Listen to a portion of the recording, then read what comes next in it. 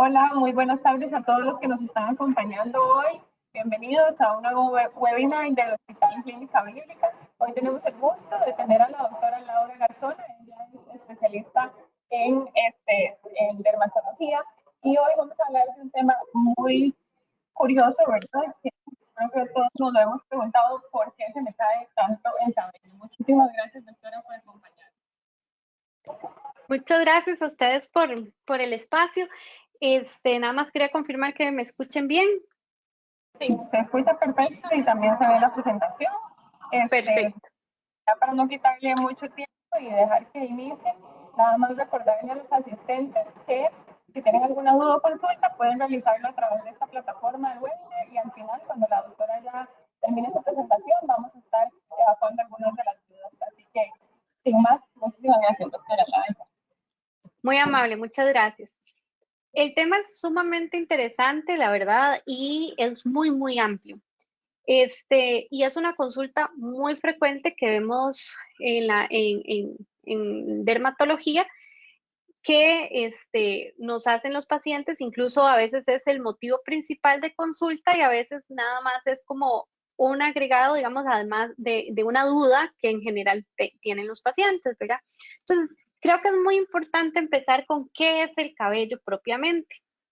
Muchos me preguntan, ¿es cierto que el cabello no tiene vida? ¿Es cierto que son células muertas? Bueno, el cabello, nosotros le decimos pues el pelo, ¿verdad? Y es una estructura especializada de la piel, ¿verdad? O sea, nosotros les decimos faneras, que eso básicamente incluye las uñas y el pelo como tal.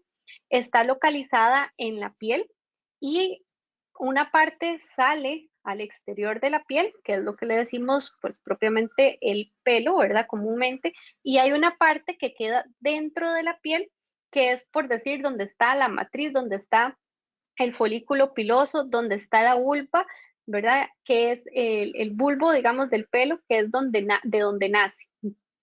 Y hay en general dos tipos de pelo en el cuerpo. Están los terminales, que son los más gruesos, que tienen un tamaño estándar, ¿verdad? Dependiendo de la localización en el cuerpo. Y está el vello, que es la que cubre la mayor parte o sea, de la piel, excepto las palmas y las plantas, que es muy finito y muy delgado. ¿Okay?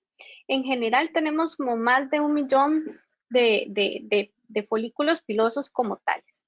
El pelo como la estructura, ¿verdad? La parte que, digamos, sobresale, digamos, si aquí estamos, la parte que sale de la piel, si lo cortamos va a tener ciertas estructuras y estas estructuras es lo que oímos que muchas veces dice esto le dañó la cutícula o le va a curar las cutículas o etcétera, ¿verdad? Entonces, ¿qué es lo que estamos hablando? Las cutículas son como varias capas que están entrelazadas una sobre la otra, son como 7 capas que están protegiendo propiamente la corteza y la médula, que es donde está, digamos, otras subestructuras. Entonces, la cutícula viene siendo como un forro, ¿verdad? Como un forro que tiene cada pelo como propiamente. Y todavía, como pueden ver, la corteza se subdivide en varias macrofibrillas y las macrofibrillas se dividen en la parte de la matriz y esta aquí adentro, vean cómo es donde está la queratina. ¿Y qué es lo que pasa? Que estas queratinas entre una y otra están juntas, están unidas gracias a un aminoácido que se llama cisteína. Y eso, entre más unido está, ¿verdad? Una con la otra, a este nivel, es que vamos a tener un pelo, digamos, como más fuerte, etc. Entonces, muchas veces uno piensa como que la queratina o que el pelo es solo queratina y no, pues tiene sus estructuras y si uno se pone queratina por fuera no es que va a meterse dentro del pelo. Eso es también otro concepto que a veces me hacen las preguntas. Las microfibrillas aquí a nivel de la matriz es si hay adelgazamiento, a este nivel es donde vamos a ver ese adelgazamiento. Es ahí donde va a empezar a aplastarse, donde va a haber menos cantidad, digamos, de microfibrillas como tal, lo que produce clínicamente un adelgazamiento del pelo. Como todos sabemos, pues hay diferentes tipos por decirlo de alguna forma, ¿verdad? De pelo, eso quiere decir que hay diferentes texturas según las personas, y esto va a depender de la genética de la persona, de la raza propiamente y también del área del cuerpo que está. ¿Qué es lo que pasa por qué algunos pelos son colochos y por qué otras personas tienen pelo lacio? Básicamente cuando se hace el corte, ¿verdad? De este pelo, ¿verdad? Propiamente, uno ve que tienen diferentes formas. Los pelos más lacios tienen una forma muy redonda.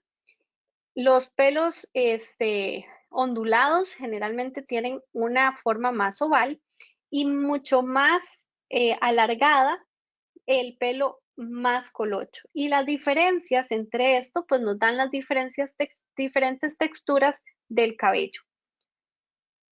Básicamente a nivel del cuero cabelludo, el pelo en promedio, ¿verdad? Crece 1 centímetro por mes. Y el largo va a estar determinado por la zona, ¿verdad? El cuero cabelludo pues va a tener un largo que puede ser hasta 1 metro, por ejemplo, y eso también lo determina mucho la parte genética. Sin embargo, las cejas y las pestañas van a tener otro largo determinado, ¿verdad? Que solo como en ciertas patologías o por el uso de ciertos medicamentos se va a ver prolongado o alargadas. Y en general tenemos un promedio entre 100 y 150.000 folículos o cabellos como tal. Las personas con pelo rojo tienen menos cantidad de eh, cabello en promedio. También es importante que el cabello como tal está organizado en unas unidades, y estas unidades hace que por cada porito de la piel, que por cada poro, aproximadamente salen 2 a 5 cabellos. No deberían de salir más. Y cuando vemos que, cuando hacemos el examen y vemos que salen muchos de uno solo, pues pensamos también en algunas patologías, porque probablemente lo que se está es como fusionando. Tenemos un cabello inicial, que le decimos un cabello primario, que es el que le dicen el pelito de bebé, que se llama lanugo, que es mucho más delgadito, y a partir de los 2 o 3 años ya vamos teniendo un cabello pues más fuerte, con una coloración incluso muchas veces más oscura que cuando estaba el nacimiento, y ese pues va a ser como el cabello pues posteriormente definitivo. El color. El color del cabello es debido a que en estas, vamos a retrocedernos un poquito, en esta parte de acá donde está el bulbo, aquí también toda esta parte tenemos melanocitos. Los melanocitos son las células que están encargadas de darnos color, y hay 2 tipos de melanina. Ellos producen melanina, la melanina es la que nos da color, y hay 2 tipos. La eumelanina, que es la melanina verdadera, que es la que más nos va a proteger del sol, la que más color nos va a dar, hacia café o negro. Y la feomelanina es una melanina que no es tan fuerte, que no nos protege tanto de los rayos ultravioleta, y los vemos más principalmente en cabellos pelirrojos o rubios. El pelo en general tiene sus fases, es algo dinámico. Entonces, cuando me dicen células muertas, pues el pelo sí, porque ya la parte de afuera ya no son células sin núcleo como tales.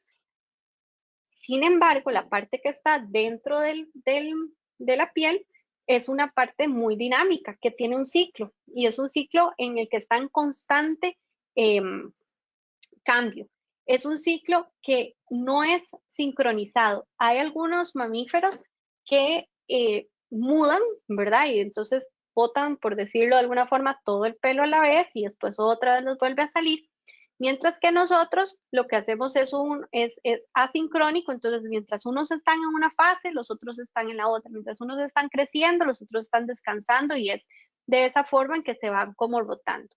La fase anágena es de las principales, son 5 fases en general, y la fase anágena es de las principales, y donde muchas veces vemos que ahí está la afectación. En la duración de la fase anágena, o porque se corta, por ejemplo, el tiempo de que debería estar ahí, y pasa rápidamente a la siguiente fase, por ejemplo. Entonces, la fase anágena es una fase de crecimiento, es una fase donde el pelo se está, digamos, como la fase más activa. Después sigue, como pueden ver acá, la fase catágena, donde el mismo folículo sube entre la misma piel, en vez de estar en la parte más inferior, que se llama la dermis papilar, sube a la dermis superficial y ya se va, como quien dice, soltando.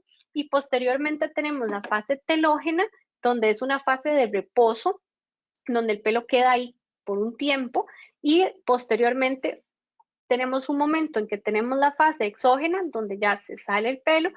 Hay una parte donde no tenemos ni una ni la otra, y posteriormente volvemos a entrar a la fase enágena temprana. Entonces, esto más que todo es como para ejemplificar de que es un proceso dinámico que está en constante, digamos, es un ciclo que está en constante recambio. Y el principal quizás que nos importa con esto del tema de la caída es muchas veces la fase anágena. La fase anágena es la que la mayor parte del pelo pasa en fase anágena. Podemos hablar de 2 a 6 años que pasan en fase anágena. Posteriormente, la fase catágena es como de 3 semanas y 4 meses más o menos, 3 a 4 meses en la fase telógena. Entonces, cuando uno le pregunta ¿por qué se me cae el cabello?, hay algo muy importante que nosotros debemos tener en cuenta cuando estamos evaluando a los pacientes. Cuando ya es perceptible para la persona, es porque generalmente incluso ha disminuido un 50% del basal. Difícil, o sea, para cuando ya la persona, eso es en promedio, cuando la persona decide consultar de qué es lo que está pasando, porque, ¿verdad?, es porque o ha notado una diferencia significativa, usualmente es del 50%, entre un 40 y un 50%, y eso es algo importante a tomar en cuenta para uno como clínico. Entonces, hay que ponerle mucha atención al paciente cuando ya es notable para él. Y en promedio, cuando se caen más de 70 o 100 cabellos por día, y esto por varias semanas, es un motivo mejor de consulta médica como tal. Las causas. Las causas en general son varias y podemos dividirlas en 4 principales: la parte hormonal, la parte genética, la parte ambiental y la parte inflamatoria. Vamos a hablar un poquito de cada una, sin embargo, la que voy a recalcar más es en la modificable desde el punto de vista, les digo yo, en el mismo ambiente, digamos, microambiente personal, y entonces ahí vamos a dar algunos consejos al respecto. En cuanto a la valoración, cuando ya uno quiere que le vean por qué es que tiene el problema, muchas veces me dicen que sí, lo que tienen es alopecia. Alopecia como tal no es un diagnóstico. Alopecia lo que quiere decir es que hay una caída. Viene de una palabra que lo que se habla es como de caída como tal, ¿verdad? Y no es por sí un diagnóstico. Entre las valoraciones que se hace desde el punto de vista clínico, se puede preguntar el tiempo de evolución, hace cuánto está con esto, la cantidad de cabellos que ha notado, si ha sido un periodo corto, si ha sido un periodo largo. Muchas veces los mismos pacientes nos enseñan fotos de cuando se lavan el pelo o nos enseñan fotos de cuando se cepillan y entonces uno puede ver la cantidad más o menos y me dicen, esto no es todo, esto es un poquito, ¿verdad? Por ejemplo. Y nosotros también en la parte clínica valoramos y hacemos como que se llama como jalar el cabello, pero no de todo el pelo, sino de unos cuantos por diferentes partes, y también podemos valorar esa caída que nos están refiriendo los pacientes. Y lo vemos en diferentes formas. También lo vemos en qué parte del cabello es la que principalmente está afectada. Si es en la parte frontotemporal, si es en la línea de implantación como tal, si es la línea occipital, etc. O si es una lesión como más localizada. También valoramos si está pasando en otras partes del cuerpo, como por ejemplo en las cejas, en las pestañas, axilas, etc. También tenemos los dermatoscopios, que son estos aparatitos con los que revisamos generalmente un poco más profundo, hasta 10X, y si todavía necesitamos más, tenemos digamos, otros mecanismos como la tricoscopía, que puede ver todavía con más detalles si todavía nos queda alguna duda al respecto. También valoramos 2 aspectos principales que van de la mano, pero no son lo mismo. Una es la disminución de la cantidad de cabellos, que eso le decimos densidad, que entonces tenemos un cabello sano, pero solo muy poquitos. no tenemos con el mismo, digamos, la distancia entre una y otra se van alargando. Y por otro lado tenemos que tal vez la distancia no está afectada, pero sí tenemos mucha disminución. Entonces, esos dos parámetros los vemos con estos aparatos y podemos valorar también junto con todas las otras, digamos, hallazgos que preguntamos o que estamos revisando, cómo podemos clasificar. ¿Qué es lo que vemos con estos dermatoscopios? ¿Qué es lo que vemos con la tricoscopía? Un mayor aumento, un mayor detalle y una mayor profundidad. En el sentido de que podemos ver un poco más el folículo piloso, podemos ver si hay descamación, si hay irritación, si hay inflamación, como vemos en esta imagen que se ven los vasos, se ve lo rosado, ¿verdad? Y hay ciertos patrones que son más característicos a una enfermedad u a otra. En general, la alopecia entonces la clasificamos en si es en todo el cabello o solo en una parte. Y también la clasificamos si es cicatrizal, que eso quiere decir que está dañando al folículo piloso como tal, o si es no cicatrizal y no lo está dañando.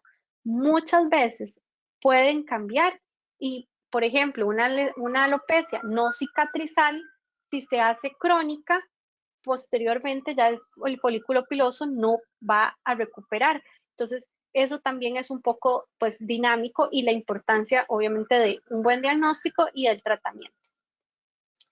Volviendo a las causas, entonces vamos a hablar un poquito de lo que es el envejecimiento del cabello, porque algunos me dicen, pero yo sé que es normal, y así me lo dicen, yo sé que es normal que con la edad el pelo se va adelgazando, pero yo siento que va muy rápido o siento que se me está cayendo más que lo que debería.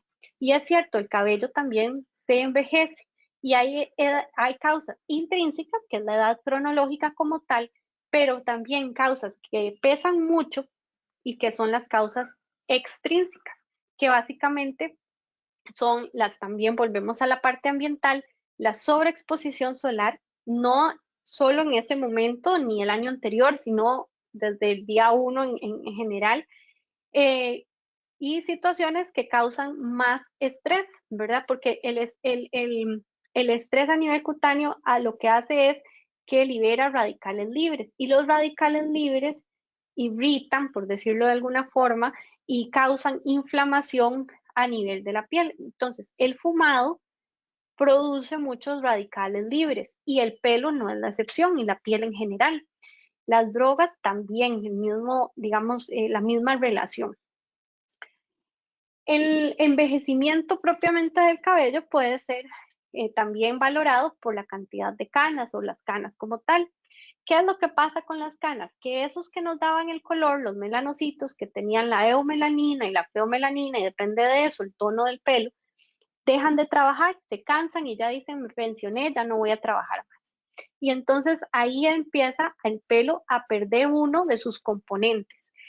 Y esto va de la mano también con que hay mucho menos, digamos, grasas, un pelo un poco más seco, ¿verdad? La capa lipídica que está en la parte externa de la cutícula se disminuye, hay menos elasticidad, son más difíciles de peinar, crecen incluso más rápido, entonces no es raro que, ¿verdad? Que uno como, especialmente las personas que se tiñen las canas, decimos, de a cada rato tengo que estar yendo porque a cada rato me están pasando y también además es más difícil que el tinte se pegue, por decirlo de alguna forma.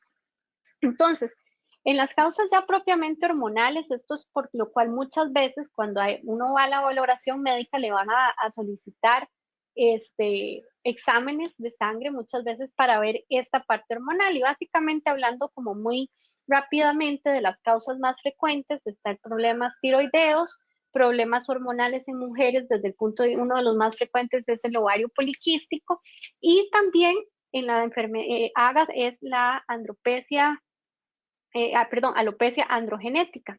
Entonces, muchas veces también en este tipo de alopecia, que es lo que llamamos como calvicie popularmente, lo que va a pasar es que el cabello, los pelos propiamente a nivel del folículo, van a ser muchísimo más susceptibles a la testosterona libre.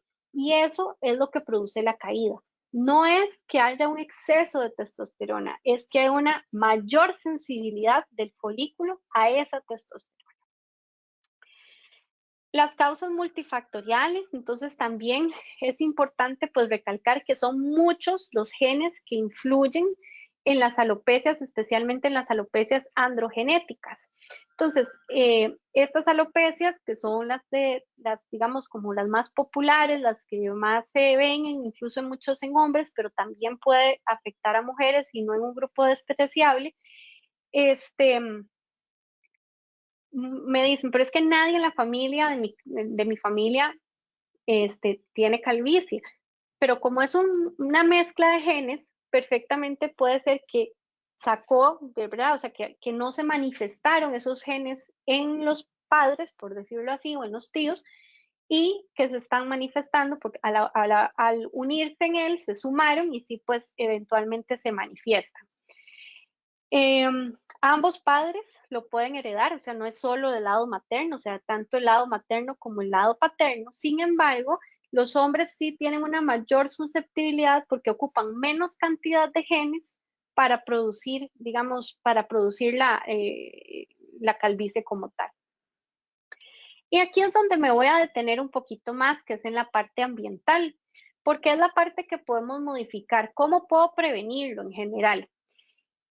Muchas veces muchas de las causas que tienen que ver con la caída es por algunas deficiencias. Entonces, entre los exámenes que se mandan, también muchas veces mandamos vitamina D, vemos que la persona no tenga anemia, que no tenga déficit de hierro, y si tiene déficit de vitamina D o déficit de hierro, se mandan suplementos específicos para estos. La otra de las causas frecuentes es la pérdida de peso. Se ha asociado, aunque la pérdida de peso sea voluntaria y aunque sea por un régimen sano con nutricionista, muchas veces se ha visto que este cambio se traduce a una mayor caída del cabello. Es importante cuando hay mucho nudo, ¿verdad? Que el pelo pues, está más enredado y que son con cepillos duros o que se jalan los nudos, etcétera. Y pasa mucho, digamos, que a los niños, ¿verdad? Que uno le quiere quitar un nudo y como uno no es el que se está doliendo, entonces uno le sigue, ¿verdad? Entonces eso también puede exacerbar pues la caída como tal. El sol, el daño solar, la piel, o sea, el pelo viene de la piel y la piel igual se daña con el sol, o sea, igual se producen los radicales libres, la luz ultravioleta A, la luz ultravioleta B, también nos va a afectar. Es muy importante siempre utilizar el acondicionador, eso nos va a ayudar mucho después de los champús, acondicionador en el pelo nos va a ayudar mucho a que la parte externa del pelo como tal se mantenga pues lo más sano posible. ¿Okay?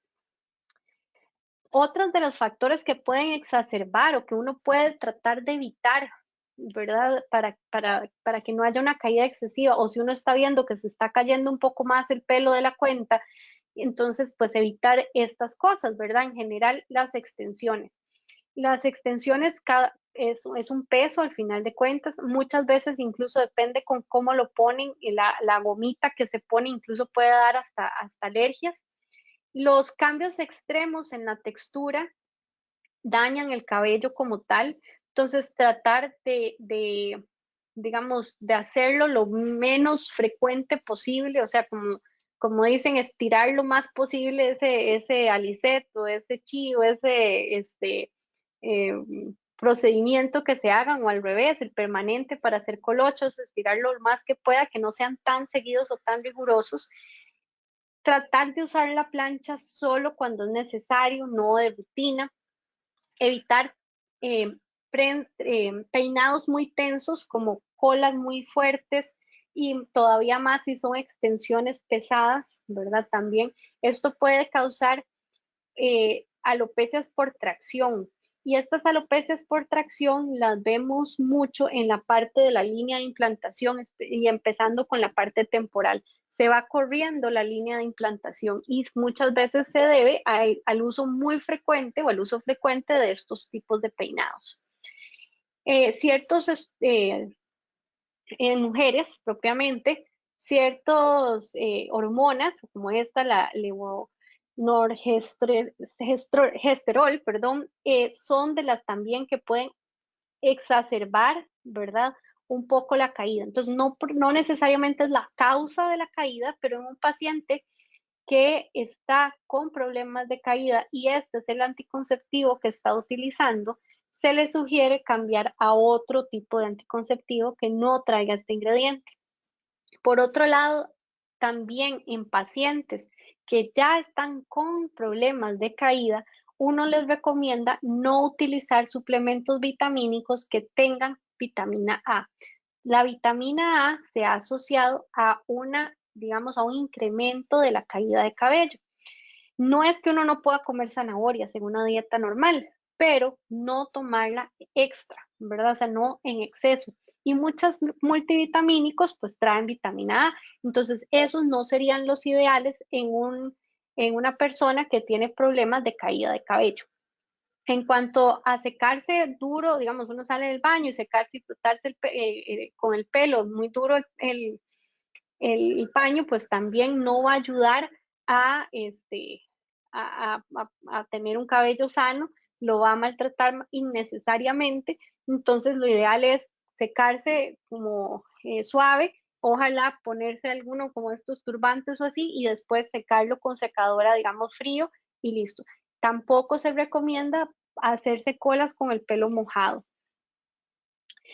En cuanto a las piscinas, es una pregunta que me hacen muy frecuente. El uso o ir a las piscinas por sí, no, per se, perdón, no va a causar la caída del cabello. Sin embargo, sí puede, digamos, alterar un poco, digamos, la textura, la capita de grasa que tiene la parte externa del pelo, y quitar un poco el brillo. Entonces, desde ese punto de vista, se recomienda enjuagarse en la ducha antes de meterse a la piscina.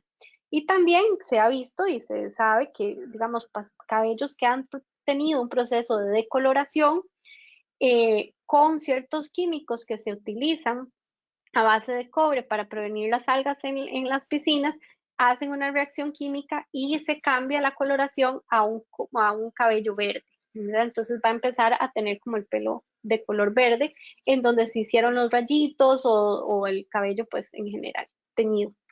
Los tintes como tal tampoco deberían de causar problemas a nivel del folículo, que es la raíz, digamos, de donde nace el pelo.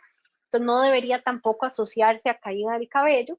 Quizás lo más importante, la recomendación es si ya sea que es independientemente de dónde se tiñe, pero con más razón si es a nivel casero, estar muy seguro de haber retirado todo el tinte, porque sí se ha visto que el tinte, si queda ahí, el folículo lo absorbe y eso sí puede dañar eventualmente al folículo como tal.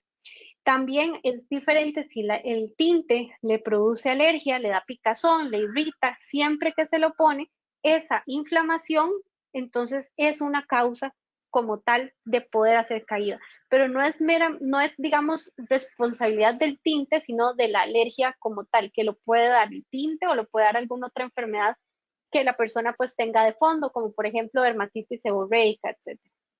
Entonces, en ese sentido es muy importante también valorar si hay alguna enfermedad que pueda estar exacerbando o haciendo que sea más fácil que el cabello caiga, porque esté causando inflamación.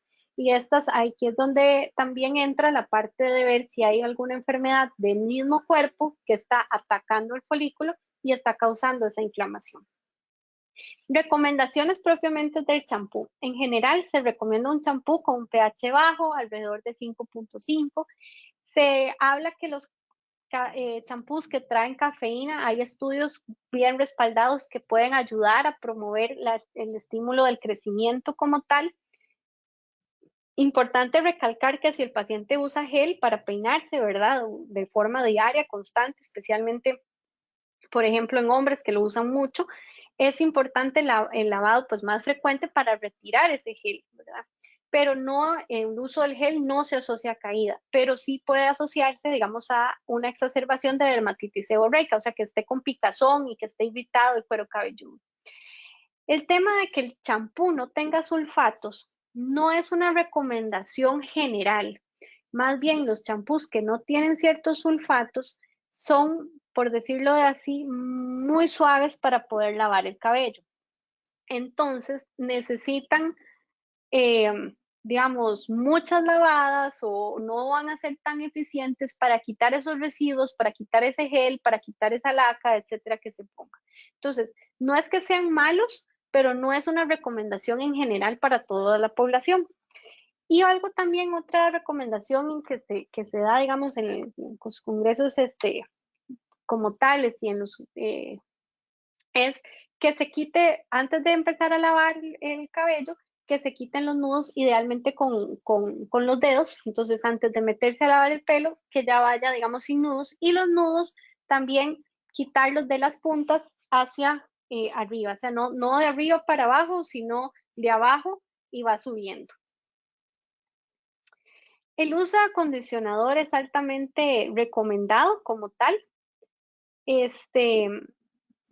Y ayuda mucho a mantener, digamos, de forma sana esa parte, esa cutícula, esa parte externa que tiene una capa lipídica afuera, que es la que me va a proteger todo lo de adentro, digamos, que tiene el pelo. Entonces, el uso de acondicionador es muy recomendado. También va a ayudar que a la hora del peinado no sea tan difícil y no esté tan enredado el cabello. Hay diferentes tipos. Cuando el cabello es muy delgado, se recomienda que sea niveles bajos de silicón y que más bien adicione volumen.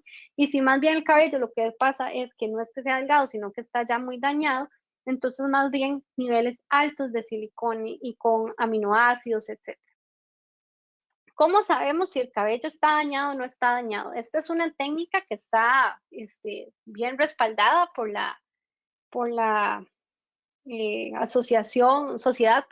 Sociedad Internacional de Tricoscopía, que básicamente es del cabello que le quedó a uno después de cepillarse, etcétera, uno lo ponga en un vaso de agua por 1 minuto. En general, el cabello sano va a tener esa capa lipídica extra, ¿verdad? Que está justo protegiendo la parte externa del pelo. Y esa grasita va a hacer que entonces ese cabello flote y el cabello va a quedar en la parte superior del vaso de agua. Si queda ahí de forma intermedia, pues tal vez no esté perfecto, pero no está mal. Pero si llega a la base, si toca el piso, es porque no existe o no tiene o no es suficiente esa capa lipídica y entonces el cabello absorbe esa agua y por peso va a caer. Ese es el famoso test del agua que podemos hacer para poder ver más o menos cómo está la calidad del cabello en general. Entonces, en resumen, las recomendaciones van hacia evitar el estrés que no es necesario, evitando las colas, especialmente las colas muy talladas por mucho tiempo, evitar el calor extremo en la plancha. Claro, entre más caliente, más rápido baja, pero no es lo ideal. En cuanto a las secadoras, se les da la recomendación de estar cambiando o limpiando el filtro de la secadora para que no se sobrecaliente. Evitar los cambios extremos, tanto en textura, ¿verdad? Como en color, porque esos cambios, para poder llegar a esos cambios, hay digamos, una exposición muy grande del contenido del pelo. Entonces, eso nos va a hacer que el pelo sea con menos brillo, más quebradizo, etc. Y evitar, por lo que les mencionaba, lo de los tintes también muy claros, porque también incluso el tinte teñir hacia claro es muchas veces por la parte de decoloración daña más que teñir hacia tonos más oscuros.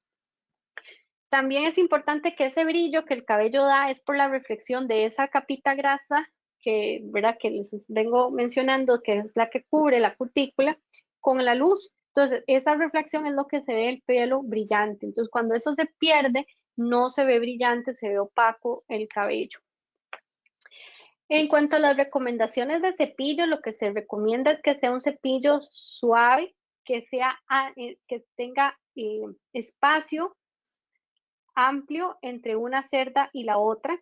Idealmente que haya un plástico suave en la punta de las cerdas para también tratar de no dañar la piel como tal o no causar irritación en la piel, y que sea, ellos en las recomendaciones ellos hablan de como que sea moldeable, que no sea muy rígido el cabello, el pelo, igual principalmente en las cerdas.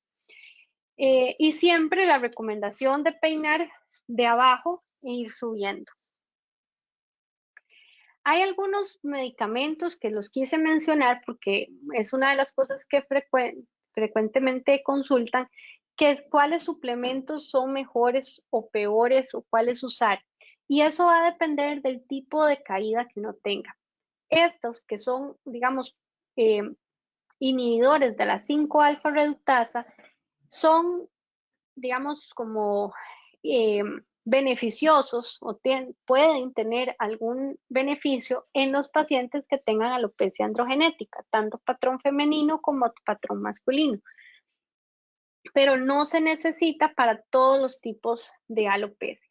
Entonces, los menciono porque muchas veces me los han comentado y estos son pues derivados de plantas, se consideran suplementos alimenticios, hay que considerar que el paciente pues no tenga ningún daño renal, no hay estudios suficientes. Sin embargo, también yo algo les comento mucho y aplica casi que para todo, ¿verdad? Lo que sabemos que es bueno para todo, y lo que sabemos que es malo para todo.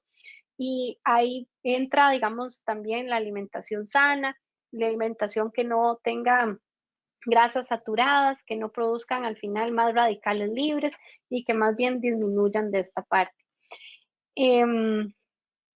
Los fitoestrógenos, especialmente pues de los alimentos de soya, pues también se han utilizado para ciertos tipos de caída. No todos los tipos de caída son iguales y no todos son las mismas causas, por lo cual no todos van a necesitar el mismo tratamiento. Muchísimas gracias por su atención y espero que pues les haya sido de su agrado. Muchísimas gracias, doctora. Aquí vamos a leer un par de consultitas. Hay muchas con respecto al cabello graso. Entonces dicen que, digamos, tienen mucha grasa en el cuero cabelludo y ya la parte, ¿verdad?, más abajito del pelo es muy seco. Entonces, ¿cuál sería una recomendación para eso?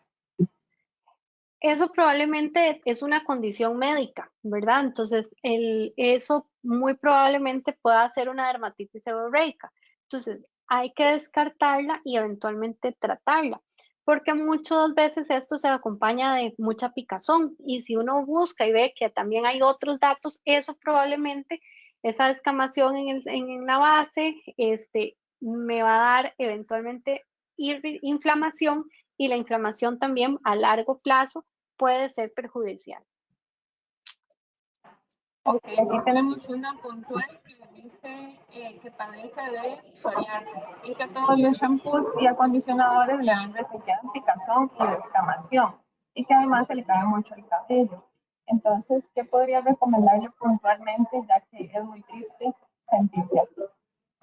Sí, en la psoriasis es una de las enfermedades que más inflamación causa, y más cuando, o sea, es una inflamación en la piel, y especialmente en cuero cabelludo, pues también va a dar un daño, digamos, indirecto al folículo como tal. No es un daño directo, es un daño indirecto de una inflamación, ¿verdad?, de la piel, del cuero cabelludo. Entonces, lo principal es controlar la psoriasis.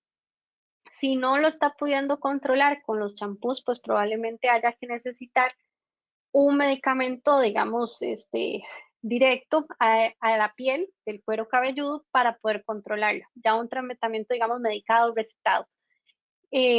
Porque si esa es de las causas que, digamos, hay una inflamación, esa inflamación se traduce en lesión posterior al folículo.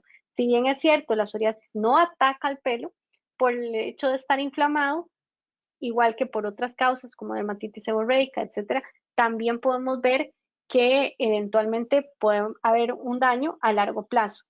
Y la recomendación sería esa, ¿verdad? Tratar la psoriasis que no esté activa, para que eventualmente uno pueda después tratar la caída como tal, Muchas veces los pacientes pues consultan, a veces han tenido la inflamación o las lesiones por mucho tiempo, igual la dermatitis atópica, ¿verdad?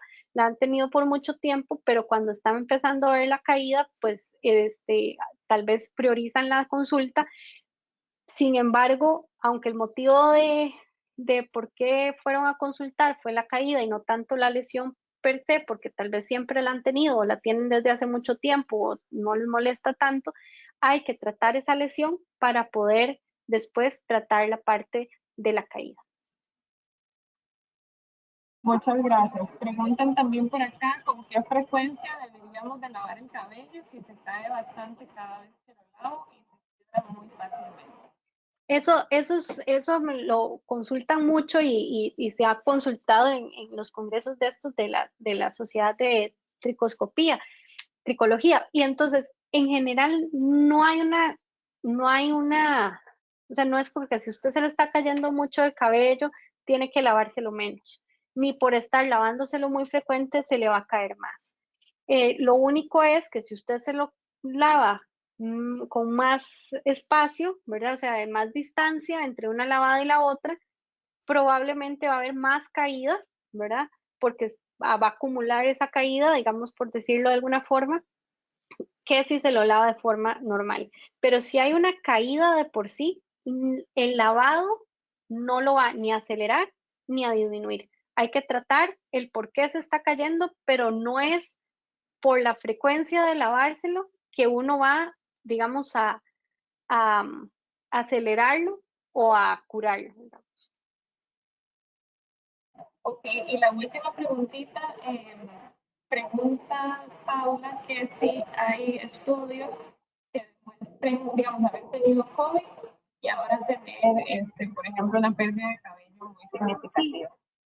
Sí, claro. De hecho, esa fue como una de las causas por las cuales también quise presentar el tema, porque hemos visto muchas pacientes, tanto hombres como mujeres, que posterior a haber tenido COVID, independientemente de la severidad de la infección, presentan una caída del cabello muy importante. Usualmente se ha asociado, o sea, lo que se ha podido ver es que se ha asociado a un tipo de caída que ya se había, digamos, documentado por otras causas, incluso por otras infecciones, que se llama un efluvio telógeno agudo. Eso es como que la fase anágena, que es la fase de crecimiento, se cortó, o sea, se detuvo y rápido pasó a la telógena. Entonces, pasa a la telógena, digamos, de forma incompleta y usualmente por eso es que la caída del cabello no es inmediatamente, digamos, ni durante la infección del COVID ni inmediatamente después, sino que empezamos a verla hasta 3 meses después de la infección. Esto sumado al estrés propio de tener la infección y de la situación como tal, etcétera, pero solo la infección por sí sola se ha visto que causa esta inflamación y esto hace esta presentación, digamos, de efluvio telógeno agudo. Y pues no es la única, ¿verdad? Y algo muy importante que también se ha visto es que, por ejemplo, a nivel de posparto, después de un internamiento, después de una situación de estrés, podemos tener un efluvio telógeno y es, digamos, de alguna forma hasta que se sabe, por ejemplo, después de la lactancia, cuando se termina o uno decide, digamos, dejar de tomar anticonceptivos o ciertos de los anticonceptivos, etcétera, va a haber un cambio. Sin embargo, muchas veces este cambio no resuelve solo y se perpetúa. Y a la hora de de perpetuarse, cuando la persona cae en cuenta, pues ya lleva años con este problema y muchas veces se suma quizás no solo el mismo efluvio telógeno que pasó por una situación específica, sino que también acelera la alopecia androgenética, que tal vez ya venía o coincide con su aparición. Entonces, es importante también tomarlo en cuenta para poder ver cuál de los tipos de caída es o si es una mezcla para poder dar un tratamiento adecuado. Muchísimas gracias. Y tal vez ya una que es curiosa dice que su hija tenía el cabello súper colocho y ahora perdió todos los colochos, que ¿verdad? Que usualmente pasa mucho que durante el crecimiento el cabello cambia un poco. Sí, y también en los niños, si cambia el color, cambia la textura. También al principio, usualmente el cabello cuesta mucho cepillarlo, se les hace mucho nudo y después, pues ya no tanto. Y esto va dependiendo de la maduración, digámoslo así, de los mismos melanocitos desde el punto de vista del color y también de la forma como tal, que ya, digamos, como por decirlo de alguna forma, se termina de decidir cómo va a ser. Entonces, el periodo principalmente de los primeros 2, 3 años de vida es un periodo que no es necesariamente el pelo, digamos, oficial, ¿verdad? Se llama un cabello primario y posteriormente de los 2 años a los 3 años en adelante ya es el cabello, digamos, como tal. Perfecto, doctora. Mira, que tenemos un montón de preguntas, pero por cuestión de tiempo podemos,